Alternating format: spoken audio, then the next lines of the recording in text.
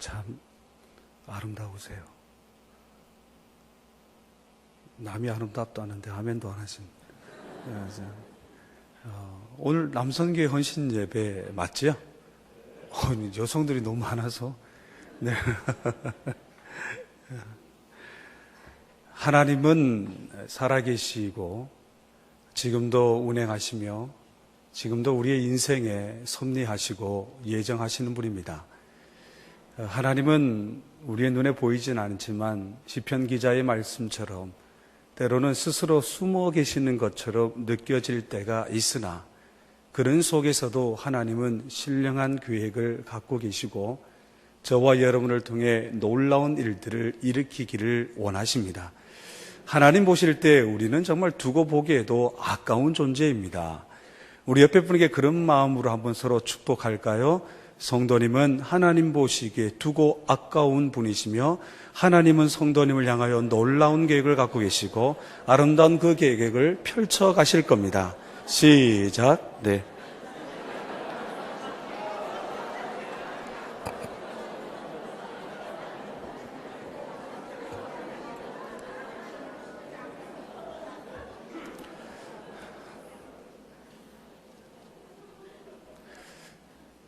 얼마나 피곤한 시간입니까? 이 시간 정말 피곤한 시간입니다. 저도 새벽 기도를 인도하고 1부, 2부 예배하고 오후 예배 설교하다 보면 하루 왼종일 하나님 말씀 참 감사함으로 말씀을 전하지만 때로는 이 육체의 연약함을 통해서 많이 힘들 수밖에 없는데 근데 곳곳에 저를 간을 보시려고 하는 분들이 보이시는데요. 말씀을 들으면서 오늘 이 말씀을 통해 하나님께서 우리에게 무엇을 깨닫게 하시고 그 말씀을 통해 우리가 무엇을 결단하며 또한 그 말씀 앞에 우리가 어떻게 헌신해야 되는지를 그렇게 새로운 마음에 다짐을 하는 시간이 되었으면 좋겠습니다. 하나님을 잘 믿고 섬기는 어느 가정에 정말 예쁜 며느리가 들어왔다고 합니다. 그런데 1년이 지나고 5년이 지나는데도 불구하고 그 며느리가 아기를 낳지 못합니다. 시간이 지나면 지날수록 더욱더 모든 가족이 초조했습니다. 어느 날 이 시어머니께서 며느리를 데리고 야, 우리 춘천 성광교회 가자. 우리 목사님 굉장한 영빨을 갖고 계시는데 기도하면 응답 주신다. 그래서 며느리와 더불어 목사님을 찾아갔다고 합니다. 목사님 앞에서 어머님께서는 며느리를 무릎을 꿇게 하고 목사님의 안수기도를 받고자 합니다. 목사님, 꼭 우리 며느리가 아기를 낳아야 합니다. 우리 가정의 자손이태가 끊어지면 안 됩니다. 목사님 마음속에는 너무나 이 시어머니의 간절한 마음이 받아들여졌기 때문에 그 며느리의 머리를 꼭 누르면서 꾹꾹 누르면서 기도했다고 합니다. 주여 주실 줄 믿습니다. 주실 줄 믿습니다. 얼마나 뜨겁게 기도하는데 이 며느리는 그냥 가만 자빠져 있는 겁니다. 그러다 보니까 시어머니가 이게 열이 나는 거예요. 화가 나는 거예요. 목사님이 막 땀을 뻘뻘 흘리면서 기도하시니 급기야는 이 시어머니가 옆에서 안 되겠다 싶어가지고 아멘 주여 주실 줄 믿습니다. 아멘 주여 주실 줄 믿습니다. 그런데도 며느리가 가만히 있는 겁니다. 그리고 나서 우리 뜨거운 조용한 목사님의 이 안수기도를 받고 집으로 돌아갔는데 세상에 3개월 후에 기적이 나타났습니다. 아기가 생겼습니다. 누구에게요? 어떻게 하셨어요? 와, 정말 영적인 교회는 다른가 봅니다. 네. 이 예화가 우리에게 주는 영적인 의미는 하나님의 은혜는 지금도 우리에게로 향하고 있는데 누구에게 그 은혜가 임하는가? 말씀이 선포되어질 때마다 그 말씀 앞에 아멘으로 화답하며 고린도후서 1장에 기록된 것처럼 우리가 아멘하는 것 자체만으로도 하나님께 영광을 돌린다고 합니다. 인간의 존재 목적은 하나님을 영화롭게 하며 영원토록 그를 즐거워하는 것이죠. 우리 인생 가운데 기도해서 응답받아도 좋습니다. 그러나 때로는 기도해서 응답받지 못한다 할지라도 하나님은 내 인생 가운데 더 좋은 것을 계획하고 계시기 때문에 이미 우리가 말씀이 선포되어질 때 아멘으로 반응하면 하나님께 영광을 돌리게 된다. 이미 우리는 응답과는 상관없게 하나님께 영광을 돌리기 때문에 그것으로 족하지 않겠습니까? 강남 새로운 교회를 담임하고 계시는 한옥 목사님이 계십니다. 이 한옥 목사님이 쓰신 책이 있는데요. 제가 10년 전에 제 친구 목사로부터 책을 한 권 선물 받았습니다. 바로 오늘 본문의 제목인 거인들의 발자국이라고 하는 도서입니다. 이 소제목이 무엇이 리더를 리더 되게 하는가라고 적혀져 있는데, 이 책에서 한옥 목사님은 이 리더십에 대하여 여러 종류가 있다라고 말을 합니다. 비전 제시적 리더, 개척자 스타일 리더, 전략과 구조 조정자, 경영 행정 리더, 목양 리더, 위기 해결형 리더 등 리더십 스타일의 종류는 다양하다. 그런데 문제는 뭐냐면 어떤 사람이라도 이 다양한 리더십을 다 가질 수는 없다라는 겁니다. 그러나 자신의 장점과 단점이 무엇인지를 파악하여 적재적소의 팔로워, 자기를 따르는 수많은 사람들을 어디에 잘 위치를 선정하느냐, 어디에 투입하느냐에 따라 리더십이 증명된다고 이야기합니다. 그러면서 목사님은 우리나라는 체질적으로 리더십을 발휘할 수 있는 토양과 배경이 조성되지 않았다고 이야기를 하는데, 그 이유는 우리 민족은, 이 대한민국이라고 하는 민족은 리더를 세우면 가만히 두지를 않습니다. 자꾸만 끌어내리려는 민족적 특성이 있다. 그래서 리더는 자주 바뀔 수밖에 없다라고 그 이유를 이야기합니다. 5년의 대통령 임기 동안에 수없이 대통령을 내리려 하지요. 마음 먹고 일을 하지 못하도록 만듭니다. 사실 이런 일들이 비단 정치뿐만 아니라 우리가 여러 가지 방면의 종교, 경제, 정치, 사회, 교육에 이르던 모든 부분들에 있어서 좀 이런 말씀을 드려 죄송하지만 잘 되는 꼴을 보지 못하도록 끌어내리는 민족, 이것이 바로 우리 대한민국 민족의 특성입니다. 그래서 건강한 공동체, 건설적인 공동체를 세우기 위해서는 잘하는 사람을 띄워주는 것이 필요합니다. 폴 스톨츠가 쓴 역경지수, 장애물을 기회로 전환시켜라 라고 하는 책에 보면은 인생의 역경에 부딪힐 때 보통 사람들은 3가지 종류로 나뉜다고 합니다. 누구나 우리가 이 땅을 살아가는 데 있어서 역경을 만나지 않을 수는 없습니다. 역경 앞에서 우리가 어떤 사람으로 반응하느냐. 첫 번째는 그 내 앞에 역경이 보여질 때에 도망가는 사람이 있는데, 그런 사람을 가리켜 흔히 퀴터형의 사람이라고 이야기를 합니다. 두 번째 사람은 역경이라고 하는 큰 산에 부딪힐 때마다 도망가지는 않지만은 그 역경이라고 하는 큰 산 앞에서 어떻게 해야 될지 몰라서 그 자리에 딱 주저앉는 사람이 있는데, 그런 사람을 가리켜 흔히 캠퍼형의 사람이다. 사실 모든 대다수 60%, 70% 정도의 사람들의 특징이 이 캠퍼형에 속한다고 합니다. 그런가 하면 마지막 역경이라고 하는 거대한 장애물이 놓인다 할지라도, 어떤 거대한 산이 놓여있다 할지라도 나는 저 산을 결코 정복하리라 생각하며 그 역경을 넘어가는 클라이머형의 사람들도 있습니다. 자, 우리 춘선성광교회 여러분들에게 질문을 드리겠습니다. 이 시대가 필요로 하는 참된 리더십을 가진 리더는 이 3명의 사람들 중에 어디에 속할까요? 영어가 기억이 안 나시면 첫 번째, 두 번째, 세 번째. 세 번째입니까? 정답은 없습니다. 제가 무슨 말씀을 드리고자 하냐면, 이 시대에 필요한 탁월한 리더십을 가진 리더의 자질은 바로 퀴터와 캠퍼를 데리고 함께 역경이라고 하는 산을 넘어가는 사람, 그 사람을 가리켜 진정한 리더십을 가진 리더라고 이야기합니다. 리더는 결코 자기만의 유익을 구하지 않습니다.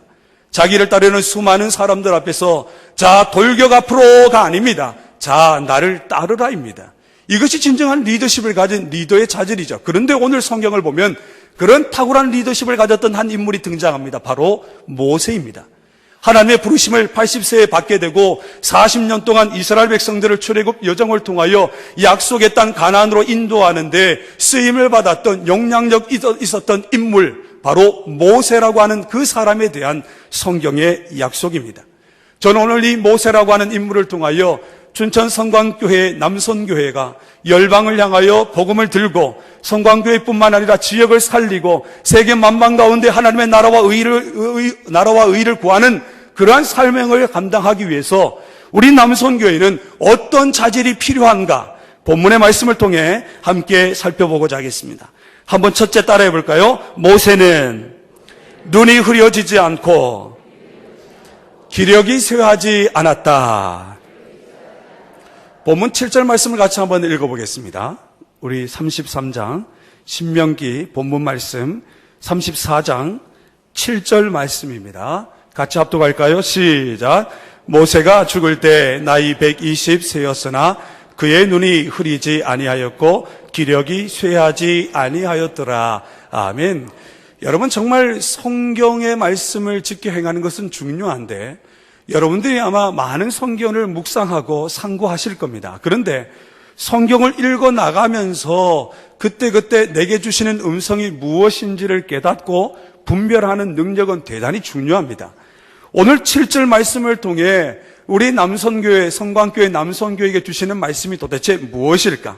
모세가 죽을 때 나이 120세였으나 그의 눈이 흐리지 아니하였고 기력이 쇠하지 아니하였더라. 모세의 나이가 지금 120세입니다. 상상이 여러분 되시는지요? 여러분 120세라고 한다면 거동하기에 불편한 나이입니다. 눈은 이미 흐려지지요. 귀는 들려지지 않습니다. 무엇을 먹는지도 모릅니다. 내가 살아있는지 죽었는지도 모를 나이가 120세의 나이입니다. 그런데 이 지금 120세 된 할아버지의 눈이 흐리지 않았다. 다른 성경 번역본을 찾아봤더니 그의 눈은 빛을 잃지 않았다. 다시 말해 그의 눈이 총총했다. 그의 눈은 살아있다.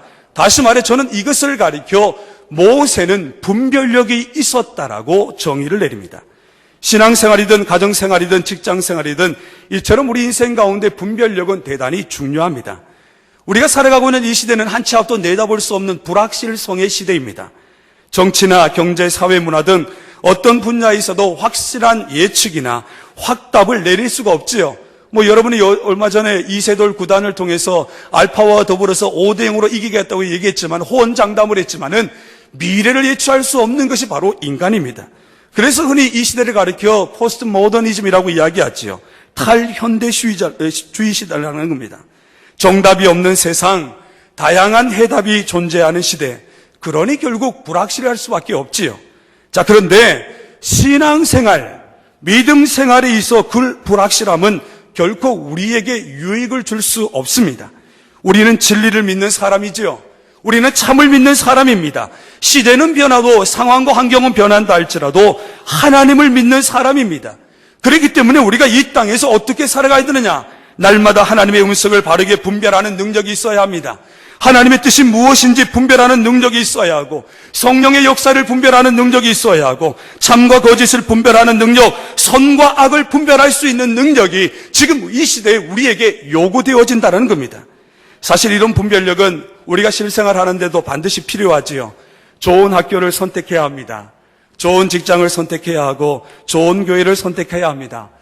사실 제가 작년 3월 1일, 2015년 3월 1일로 신독교회에 담임 목사로 부임하게 되었습니다. 저는 약 20년 정도 서울에서 목회를 하다 보니 하나님 앞에 제가 기도했던 기도 제목이 두 가지였습니다. 하나님, 저는 제발 개척하기는 싫습니다. 개척하는 자리에 저를 불러주시 마십시오. 두 번째, 하나님, 저는 대한민국에서 해야 될 사명이 있습니다. 제발 선교지로 보내지 말아주십시오. 그랬는데 신부급으로 보내셨습니다. 제가 사실 서울에서 목회하기를 원했던 사람이거든요. 그런데 어떻게 하나님이 신부급으로 보내셨을까? 그런데 저는 두고 봐도 제 인생 가운데 가장 잘한 일이 뭐냐면 신부교회로 담임 목사로 부임한 거였습니다. 이거 남의 얘기라고 아멘도 안 하시고 참, 처음부터 다시 할까요? 네. 여러분, 우리 인생 가운데 항상 분별력이 필요하죠. 좋은 학교를 선택하는 분별력, 좋은 직장을 선택하는 분별력, 좋은 교회를 선택하는 분별력, 더더욱 좋은 목사님을 만나는 것은 큰 축복 아니겠습니까? 좋은 배우자를 만나야 합니다. 좋은 집을 구해야 합니다. 좋은 것을 선택해야 합니다. 그렇기에 우리가 이 땅을 살아가는 데 있어서 이 분별력은 너무도 소중합니다. 저는 이 분별력을 가리켜서 퍼스펙티브, 관점이라고 정의를 합니다. 어떤 눈으로 바라보느냐, 어떻게 판단하느냐, 어떤 관점을 가지고 살아가느냐, 사람은 어떤 관점을 가지고 보느냐에 따라 그 결과가 달라지지요. 매사에 선한 눈으로 바라봐야 합니다. 여러분들이 마찬가지입니다. 오늘 저를 선한 눈으로 바라봐야 여러분들이 복을 받습니다. 긍정의 눈이 필요하고 희망의 눈이 필요하고 어떻습니까? 오늘 내 가운데에 내 인생 가운데 퍼스펙티브, 관점은 어떻습니까? 선한 눈입니까? 긍정의 눈입니까? 희망의 눈으로 바라보고 있습니까? 춘천 성광교회 남성교회뿐만 아니라 우리 모든 성도님들에게 이런 하나님의 영적인 능력, 분별력이 있기를 축복합니다. 또한 모세는 기력이 쇠하지 않았다. 우리는 쉽게 지나칠 수 있는 하나의 어구이지만은 이 말씀이 우리에게 주시는 영적인 메시지를 붙잡아야 합니다. 기력이 쇠하지 않았다라고 하는 말의 단면적인 의미는 여전히 건강을 유지했다라는 단어입니다. 그런 죽음을 맞이하는 순간까지 120살까지 육신의 기능이 성한 가운데 있었습니다. 대개 나이가 많아지면 모든 일들을 하는데 어려움이 찾아옵니다. 교회 생활이든 가정생활, 직장생활 오래되어지면 기력이 쇠하고 열정이 때려 떨어지는 것이 마련이지요. 그런데 오늘 본문을 보았더니 모세는 120살까지 죽는 날까지 육체적으로 기력이 쇠하지 않았다. 사무엘상 8장 1절을 보면 이렇게 기록하고 있습니다. 사무엘이 늙음에 그의 아들들을 이스라엘 사사로 삼으니, 사무엘 8장에 보면은 사무엘이 늙었다라고 하는 표현이 등장하는데, 여러분 사무엘이라고 하는 것은 정말로 타고난 영적인 리더십을 갖고 있는 지도자였습니다. 사사시대에 방황하고 있던 이스라엘 백성들을 정리하고 하나님을 섬기는 민족으로 만들기 위하여 하나님께서는 사무엘을 통하여 지도자를 세워주셨지요. 그런데 그 사무엘이 하나님의 부르심을 받아 사사가 된 이후에 오늘 본문을 사무엘상 8장 1절을 보면 사무엘이 늙음에, 우리가 유추해 볼 때 사무엘이 늙었다고 그러니 아마 우리 생각에 아마 100살이 넘었지 않을까라고 유추할 수 있지만은 탈무드, 어느 정확한 판단인 이 탈무드의 기록을 보았더니 지금 이 사무엘이 늙음에라고 하는 이 단어에 이때의 나이가 53세로 추정하고 있습니다. 여러분 53세면은 기력이 쇠할 때가 아닙니다. 열심히 사명을 감당할 때지요. 내가 무언가를 할 수 있다고 생각할 때입니다. 그런데 사무엘이 늙었다고 했는데 53세였다. 지금 나이로 보자면 늙은 것이 아닙니다. 펄펄 뛸 때지요. 그런데 왜 사무엘을 가리켜 늙었다라고 표현하고 있느냐? 성경의 주석을 살펴보았더니 그에게 젊었을 때와 같은 열정이 상실되었다. 여러분, 우리에게 있어서 젊고 늙음의 기준은, 우리 여기에 또 우리 선배님들도 많이 계시는데, 우리 인생 가운데 젊고 늙음의 기준은 나이가 아닙니다. 젊었느냐 늙었느냐의 기준은 그 사람에게 패션, 열정이 있느냐 없느냐에 따라 늙음과 젊음을 판단하는 기준이 됩니다. 춘천 성광교회가 1953년 2월 23일 맞나요? 신북교회는 1953년 10월 7일입니다. 형님 되는 교회입니다. 만약에 춘천 성광교회가 열정이 상실되어 있다고 한다면 성광교회는 늙은 교회입니다. 연륜이 오래되어 있다. 아니면 여러분 남성교회뿐만 아니라 한 분 한 분에게 있어서 늙음과 젊음의 기준은 그 사람 속에 꿈틀꿈틀거리고 있는 열정이 있느냐, 내가 하나님의 사명을 부여받고 그 사명을 이루기 위한 기력이 쇠하지 않는 열정이 내 안에 있느냐. 만약 나이가 적음에도 불구하고 그 속에 꿈틀거리는 열정이 없다면 그 사람은 이미 기력이 쇠하고 늙음 가운데 진행되는 겁니다. 그러나 비록 내 연령이 70이요 80이요 90이라도 내 가운데 하나님이 주시는 사명을 감당하고 내 속에 뜨거운 열정이 일어난다고 한다면 여러분들은 젊은 분입니다. 저는 성광교회가 더 젊어지기를 바랍니다. 더 뜨거워지기를 바랍니다. 신북교회도 뜨거워져야 되지만, 아니 신북교회 얘기만 하면 이렇게 자꾸 또 저와도 지자랑하네 또 이런다고. 여러분, 남쪽 강남에서는 성광교회, 강북에서는 신북교회, 우리 두 교회가 다 해먹는 겁니다. 그냥 춘천시를 그냥 복음화시키고 주님이 주시는 강렬한 패션 열정을 가지고 땅끝까지 복음의 증거의 사명을 감당하고, 특히나 남성이 잘 되어야 됩니다. 제가 추구하는 목회는 남성 주도적인 목회입니다. 하나님께서는 남성을 통해서 하나님의 사명을 이루기를 원하시지요. 그래서 남성이 잘 돼야 교회가 잘 되고, 남성이 잘 돼야 가정이 잘 되고, 남성이 잘 돼야 이 나라 민족이 잘 되는 것 아니겠습니까? 따라합니다. 남성이 회복되어야 교회가 부흥한다. Good to great. 하나님께서 2016년도에 성광교회에게 주셨던 음성입니다. 좋은 교회를 탈피해서 하나님이 세우고자 하시는 위대한 교회로 진보하기 위해서 오늘 저와 여러분에게, 아니 여러분들에게 하나님이 주시는 열정이 있어야 하지 않을까요? 목사님만 잘하신다고 해결될 문제가 아닙니다. 여러분 한 사람이 목사님의 팔로워의 역할을 감당할 수 있도록 위로부터 주시는 성령의 능력을 받아 열정으로 나아가야 성광교회가 뜨거워지고 춘천 땅이 변화되는 것 아니겠습니까? 예수님께서는 라오디아 교회를 향하여 이렇게 말씀하셨습니다.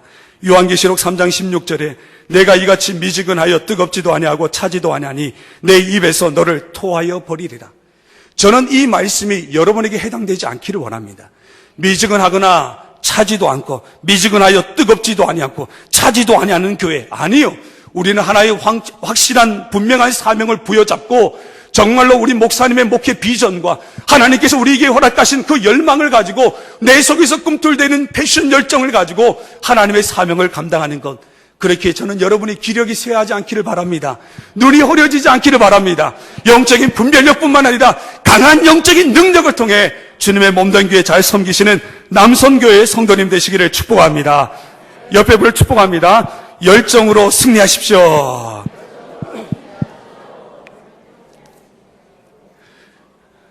두 번째, 한번 따라할까요? 모세는 타인을 칭찬하고 세워주는 사람입니다. 오늘 본문 9절 말씀을 함께 같이 읽어보겠습니다. 9절 말씀입니다. 시작. 모세가 눈의 아들 여호수아에게 안수하였으므로 그에게 지혜의 영이 충만하니 이스라엘 자손이 여호와께서 모세에게 명령하신 대로 여호수아의 말을 순종하였더라. 아멘. 오늘 이 9절 말씀 가운데 모세의 위대한 두 번째 내용이 등장합니다. 그것은 무엇이냐면 모세가 지금 자신의 뒤를 이어 이스라엘 백성을 광야 가운데 정착하도록 쓰임받게 하셨던 그 여호수아에게 안수했다라는 사실입니다. 사실 모세의 입장에서는 그 마음속에 이런 간절한 마음이 있지 않을까요? 40년 동안 광야 생활 가운데에 이스라엘 백성들을 인도했습니다. 자, 우리 생각에서는 40년 동안 이스라엘 백성들을 광야의 과정 가운데 인도하고 바로 지금 가나안 땅을 목전에 두고 있습니다. 우리 생각 같으면 내가 여기까지 다 준비했으니 내가 저 이스라엘 백성들을 이끌고 가나안 땅으로 들어가고 싶은 마음은 누구나 가지는 인지상정의 마음이죠. 그런데 하나님은 이 모세로 하여금 사명이 거기에서 멈추기를 요구하셨습니다. 그런데 오늘 보면 모세가 자신의 뒤를 이은 후계자인 여호수아에게 안수했다라는 말입니다. 여러분, 이거는 쉬운 일이 아닙니다. 쉬운 일이 아닙니다. 이 목사이죠. 제가 이제 담임 목사이지만은요, 이제 가끔 이렇게 설교를 하고 또 우리 부교역자들이 설교를 하고 이제 나가면 성도님들이 부교역자들에게 전도사님, 목사님 은혜 받았습니다. 은혜 받았습니다. 이러면 그거 얘기를 듣는 제 마음은 어떨까요?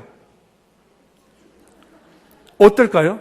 부교역자 설교를 하고 옆에 서 있는데 성도님들이 저를 딱 지나치면서 부교역자 손을 잡고 와, 전도사님 은혜 받았습니다. 이러면 담임 목사의 마음은 어떨까요? 예? 어떨까요? 저 그렇게 나쁜 놈 아닙니다. 저는 좋습니다. 그게 담임 목사가 되어야 되지 않습니까? 참된 리더는요, 자기를 따라오는 팔로워들이 잘 되는 걸 기뻐하는 사람입니다. 더더욱 자기를 따르는 수많은 사람들을 칭찬하고 격려하고 세워주는 사람이 되어야 하지요. 제가 부목사를 부교역자 생활을 서울에서 하면서 참 가슴 아팠던 부분이 뭐냐면 담임 목사님을 돕는 부목사들이 합력하여 목사님의 목회를 보좌해야 되는데 이 일을 해나가다 보면 일반 사역을 맡겨지다 보면 어떤 목사님이 이렇게 막 부응하는 경우가 있습니다. 이럴 땐 같은 교역자들이 막 칭찬해주면 좋은데 뭔가 남 모르는 이런 경쟁심이 발동해서 사실 이런 시기심, 질투심이 우리 가운데 있을 수가 없습니다. 오늘 우리 성광교회 남선교회가 헌신 예배를 드리는데 만약에 1남선교회가 부흥을 했다 그러면 2, 3, 4, 5 남선교회는 축복하고 더 세워주어야 하는데 우리의 마음속에 성광교회는 그런 마음이 있다는 것은 아니고요. 우리 인간이라면 누구나 가지는 마음이 누군가가 나보다 더 잘 되면 자꾸 내 속에서 들어오는 이 시험거리, 시기심, 질투 이런 것들로 인하여 우리가 무너지는 일들이 얼마나 많습니까? 여러분들의 남편을 보다가 옆집에 김씨 아저씨 보면 와, 저 김씨 아저씨 막 같이 살고 싶은 마음이 들지는 않지요. 않아야 합니다. 그런 마음 들면 안 됩니다. 절대로 안 됩니다. 그런데 우리 마음속에는 벌써 그런 마음들이 찾아옵니다. 오늘 모세가 훌륭한 점이 바로 자기의 뒤를 이어 이스라엘 백성들을 가나안 땅으로 들어가게 할 그 여호수아를 안수하고 축복해 주었다라는 것. 체교의 경영 전략가인 맥스 디프리라고 하는 사람은 그의 저서 가운데 이렇게 이야기합니다. 가장 잘하는 사람을 띄워주어라. 한번 따라할까요? 가장 잘하는 사람을 뜨게 하라. 주목받는 사람들을 질투하는 것이 아니라 그 사람을 바라보며 그 사람과 더불어 함께 잘 되는 것, 이것이 진정한 공동체 의식이라는 겁니다. 이것이 우리가 흔히 이야기하는 윈윈 전략이지요. 그런데 우리 민족에는 이 윈윈 전략이 아니라 모두 다 실패하는 길로 다름박질하고 있다는 겁니다. 우리에게 모두에게 필요한 것은 잘 되는 사람을 축복하는 것인데, 혹시 여러분들 낚시 좋아하시는지요? 잘 아시겠죠? 저는 고향이 경북 포항입니다. 포항에서 바닷가에 살다 보니까 이 낚시를 어려서부터 많이 했는데요. 낚시하는 사람들의 최고의 기쁨이 뭔지 아시죠? 월척을 잡는 것. 노 아닙니다. 낚시하는 사람들의 가장 큰 기쁨은 월척을 놓친 사람을 바로 옆에서 지켜보는 것. 이것이 낚시하는 사람의 가장 기쁨이랍니다. 여러분, 황당하지 않습니까? 모세는 여호수아를 띄워주었습니다. 그렇기에 성공적인 인생을 마칠 수 있었지요. 인터넷 네이버 카페에 올라온 좋은 글 중에서 칭찬의 힘이라고 하는 어떤 어머니의 글이 쓰여 있었습니다. 개구장이 둘째 아들에 대한 이야기입니다. 어릴 때부터 요란스럽고 얼마나 엄마를 힘들게 하는지 칭찬해 줄 만한 일이 별로 없었다고 합니다. 그러던 어느 날 아들이 목욕탕에서 목욕하고 나오면서 청소를 말끔히 해 놓았기에 엄마는 아들에게 칭찬을 해 주었다고 합니다. 아마도 그 아들이 평생 가운데 유일한 칭찬이었던 것 같습니다. 그 다음부터 아들의 장래의 소망은 청소부가 되었습니다. 어느 날 학급에서 엄마들 모임이 있었는데 아이들 사물함마다 장래 희망이 붙어 있었다고 합니다. 그러던 중 어느 아이의 사물함에는 청소부라고 적혀 있었다고 엄마들끼리 서로 웃으면서 막 손뼉을 치는데 한참 따라 웃다 보니 자기 아들이었다는 겁니다. 그 다음부터는 아들이 귀여운 게 아니라 답답해지기 시작합니다. 공부를 못해서 그러는 줄 알고 공부 좀 시키자고 영어 학원에 보냈습니다. 그런데 어느 날 우연히 일기장을 보게 되었는데 영어 공부를 죽도록 열심히 하자라고 쓰여 있었답니다. 엄마가 감동을 받은 겁니다. 그리고 일기 끝에는 또 이런 글이 쓰여 있었습니다. 영어 공부를 죽도록 열심히 하자. 그리고 이렇게 열심히 공부해서 반드시 미국 빌딩 청소부가 되자. 아들은 학교가 끝나면 파김치가 되어 돌아오곤 합니다. 매일 이반 저반 어지러운 신발장 정리는 물론이고 애들이 싫어하는 구석구석 청소, 화장실 청소를 지쳐가면서 해댔다고 합니다. 엄마는 자신의 마음을 바꾸기 시작했습니다. 자기 일을 저렇게 힘차게 한다면 반드시 인생이 행복할 거라는 생각에 말이죠. 칭찬 한마디에 청소가 기뻐진 아들, 칭찬 한마디에 사람이 얼마나 변할 수 있는지 이 이야기가 우리에게 단면적으로 이야기하죠. 우리는 인생을 살아가면서 누군가를 만나게 됩니다. 아리스토텔레스가 얘기했던 것처럼 인간은 사회적 동물이기 때문입니다. 교회 공동체, 가정 공동체, 직장 공동체, 우리가 속한 공동체에서 수많은 사람들이 만나게 되지요. 자, 그렇다면 우리는 누군가에게 말을 한마디 쉽게 던질 수도 있고 또한 누군가로부터 말 한마디를 쉽게 들을 수도 있습니다. 그런데 그 한마디의 말이 그 사람의 인생의 향방을 결정지을 수 있다. 그래서 저는 우리 성광교회 남성교회야 모든 성도님들이 서로 칭찬하는 성도님들이 되셨으면 좋겠습니다. 우리 옆에 분에게 축복하겠습니다. 너무 아름다우십니다. 저기요. 네. 좀 영혼을 담아서 너무 아름다우십니다. 시작. 너무 아름다우십니다. 네. 또 한 번 또 따라할까요? 우리 목사님은 너무 좋으십니다. 네. 그거 반만이라도 저를 예뻐해 주세요. 네. 세 번째 한번 따라할까요? 모세는 하나님을 대면하여 알던 사람이다. 10절 말씀을 같이 한번 묵상할까요? 10절입니다. 시작. 그 후에는 이스라엘에 모세와 같은 선지자가 일어나지 못하였나니 모세는 여호와께서 대면하여 아시던 자요. 아멘. 오늘 10절 말씀에 보면 모세의 특징적 하나의 단서가 등장합니다. 바로 모세는 여호와께서 대면하여 아시던 자요.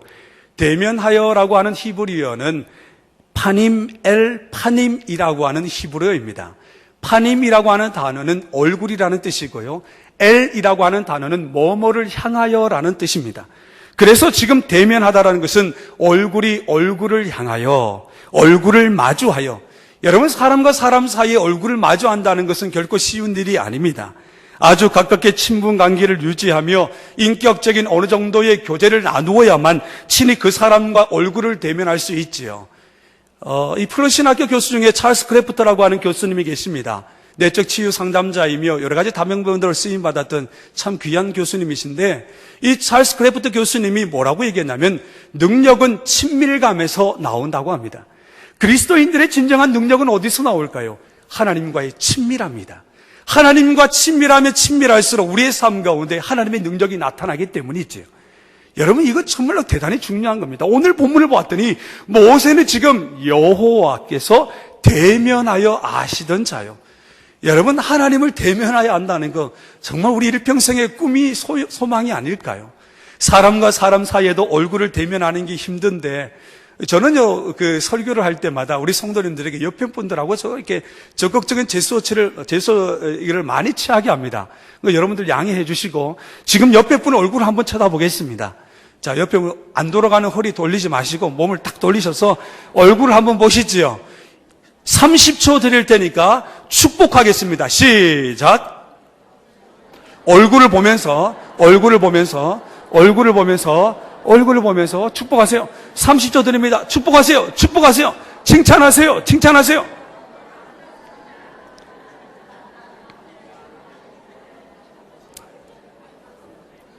야, 정말 우리 성광교회는 훌륭하세요. 우리 교인들 보고요, 이렇게 서로 축복하라 그러면요 2분밖에 못 하는데, 여러분들은 30초로 하셨으니 감사하네요. 참. 사람이 사람과 얼굴을 대면한다는 것은 결코 쉬운 일이 아닙니다. 사람이 사람의 얼굴을 대면한다는 것, 저도 집에 가면 참 두렵고 떨림으로 대하는 여성이 한 분 있습니다. 제 아내의 얼굴을 본다는 게 참 쉽지는 않습니다. 여러분, 사람이 사람과 그 얼굴을 대면한다는 것은 첫 번째, 자주 만나야 합니다. 자주 만나야 친밀감이 생기죠. 또한 서로 마음이 맞아야 합니다. 마음이 안 맞는 사람들과는 결코 함께 할 수 없기 때문입니다. 그리고 세 번째, 친밀함을 느끼기 위해서는 서로 사랑할 수 있어야 합니다. 사람과 사람 사이에도 이 세 가지의 필수 조건이 충족되어야만 진정한 친밀감을 누릴 수 있는데, 우리가 하나님을 대해서도 동일하지 않을까요? 하나님과 친밀해지기 위해서는 하나님을 자주 만나야 합니다. 바로 기도의 자리로 나아가라는 겁니다. 내일부터 특별 새벽기도 하시죠? 하시렵니까? 안 하시렵니까? 나오실 거죠? 네, 아멘. 저희 교회도 합니다. 그렇다고 저희 교회 안 오셔도 됩니다. 두 번째, 친밀하기 위해서, 하나님과 친밀하기 위해서는 하나님과 마음이 맞아야 합니다.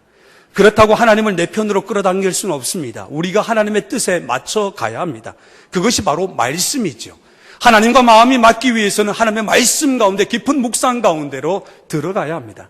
마지막으로 세 번째, 하나님을 사랑해야 합니다. 하나님을 사랑하는 것 어떻게 할까요? 이웃을 사랑하면 됩니다. 그것이 바로 하나님을 사랑하는 증거이지요. 오늘 모세는 하나님을 대면하여 알았던 자입니다. 하나님을 대면하여 축복을 얻기 위해서 우리에게 부단한 영성이 필요합니다. 저는 여러분에게 도전합니다. 여러분에게 하나의 일들을 제시합니다. 첫 번째, 여러분들 기도 많이 하십시오. 강북에서 기도하는 교회는 신북교회입니다. 강남에서 기도하는 교회는 성광교회가 될 수 있기를 바랍니다. 새벽을 가득 채우고 뜨겁게 부르짖어 기도하고 주님의 고난에 동참하면서 이 사순절기의 끝자락을 주님과 동행하는 기도하는 성광교회 될 수 있기를 축복합니다. 두 번째, 하나님의 마음에 맞춰가세요. 날마다 말씀을 묵상하세요. 매일이라도 한 장통을 통해서 하나님의 뜻에 내 마음을 맞춰가는 작업이 필요합니다. 더더욱 하나님을 사랑한다면 이웃을 사랑하시고, 더더욱 목사님을 사랑하시고, 성도들을 사랑하십시오. 성도도 사랑하지 않으면서, 가족도 사랑하지 않으면서 교회에 와서는 누군가를 사랑한다. 이것은 어불성설입니다. 어떻게 가까운 사람도 사랑하지 않고 하나님을 사랑할 수 있겠습니까? 모세는 하나님을 대면하여 알던 사람입니다. 여러분 인생 가운데서도 하나님을 대면하여 아는 그런 은혜가 있기를 축복합니다. 마지막 네 번째입니다. 따를까요? 모세는 하나님의 이적과 기사와 권능과 위엄을 나타낸 자다. 마지막 11절, 12절 말씀을 같이 합독하겠습니다. 11절, 12절입니다. 시작. 여호와께서 그를 애굽 땅에 보내사 바로와 그의 모든 신하와 그의 온 땅의 모든 이적과 기사와 모든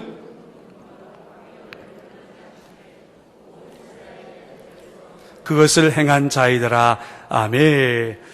프랜시스 베이컨이라고 하는 사람이 있지요. 그가 쓴 책 가운데 학문의 진보라고 하는 책이 있습니다. 이 프랜시스 베이컨이 이 학문의 진보라고 하는 책 가운데에 이런 이야기를 합니다. 인간에게는 세 종류의 사람이 있다라고 얘기를 하죠. 첫 번째는 거미와 같은 존재입니다. 필요 없는 존재입니다. 이것은 가룟 유다처럼 없었으면 더 좋을 뻔한 인간의 형태입니다. 두 번째는 개미와 같은 존재이지요. 우리는 흔히 개미를 가리켜 성실한 존재라고 인정을 하지만, 그러나 이 프랜시스 베이컨은 개미라고 하는 존재는 자기의 유익만을 구하는 존재이기 때문에 있으나 만한 존재로 결정을 합니다. 그리고 마지막으로 꿀벌과 같은 존재가 있다고 이해합니다. 그는 부담 없이 인간에게 자신의 얻었던 꿀을 제공하는 사람입니다. 이것을 가리켜 흔히 선한 영향력을 끼치는 인간이라고 이야기하죠. 오늘 모세는 11절과 12절 말씀을 통해 하나님께서 이스라엘을 출애굽 역사를 통해 40년 동안 광야 생활하는 가운데 하나님은 이 모세를 통하여 하나님의 이적과 기사와 권능과 위엄을 나타내셨다. 누군가에게 해꾸지하는 사람도 아니고 있으나 많은 사람도 아니고 반드시 없었으면 더 좋을 뻔한 사람이 아니라 그 공동체, 여러분 이런 생각을 해보셨는지요? 나는 내가 남성교회에 소속되어 있습니다. 나는 어느 공동체에 소속되어 있습니다. 나는 찬양대에 소속되어 있고 어느 부서에 소속되어 있는데, 여러분 그런 생각을 해보신 분이 있는지요? 나는 정말로 내가 속한 공동체 가운데에 내가 얼마나 필요로 하는 존재로 쓰임받고 있는가? 내가 있어도 되고 없어도 되고 하는 무익한 존재인가? 내가 정말로 그 공동체 가운데 얼마나 필요한 존재로 쓰임받고 있는가? 만약에 우리가 이 땅 가운데 살아가는 데에 물론 70억 인구 중에 우리 한 사람 한 사람이 하나님 두고 보실 때 너무나 귀하고 복된 존재이죠. 그런데 하나님이 그 70억 인구를 다 사용하시는 것은 아닙니다. 한 사람을 통해서 하나님이 찾으시는 한 사람, 그 한 사람을 통해 하나님은 또 다른 새로운 역사를 이루어가기를 원하시는데, 그럼 그 역사의 주인공이 우리가 되어야 되지 않습니까? 하나님의 나라의 복음을 위하여 선교의 복음의 사명을 감당하여 춘천성광교회 남성교회를 선택해 주셨다면, 열방의 세계 모든 열방 가운데 있는 교회 남성교회 중에 우리 성광교회를 사용해야 되지 않을까요? 하나님이 보실 때에 너희들은 있어도 그만, 없어도 그만, 이게 무슨 소용이 있습니까? 오늘 우리의 삶을 돌이켜 보십시오. 하나님은 이 모세를 선택하셨고 그를 통하여 하나님의 놀라운 구원의 역사뿐만 아니라 그를 통해서 이적과 기사와 권능과 위엄을 나타내 주셨습니다. 자, 그렇다면 춘천 성광교회를 주신 하나님의 음성입니다. 여호와께서 춘천 성광교회에게 모든 이적과 기사와 큰 권능과 위엄을 행하게 하셨다. 남성교회에도 이런 은혜가 있기를 바랍니다. 하나님께 쓰임받는 것보다 더 큰 축복은 없습니다. 하나님께 쓰임받는 것보다, 여러분 하나님께 쓰임받는 조건은 우리에게 없습니다. 전적인 무조건적인 주권적 은혜이죠. 그냥 하나님이 우리를 쓰시면 되는 겁니다. 그래서 제가 하나님 앞에 기도할 때마다 그런 기도를 합니다.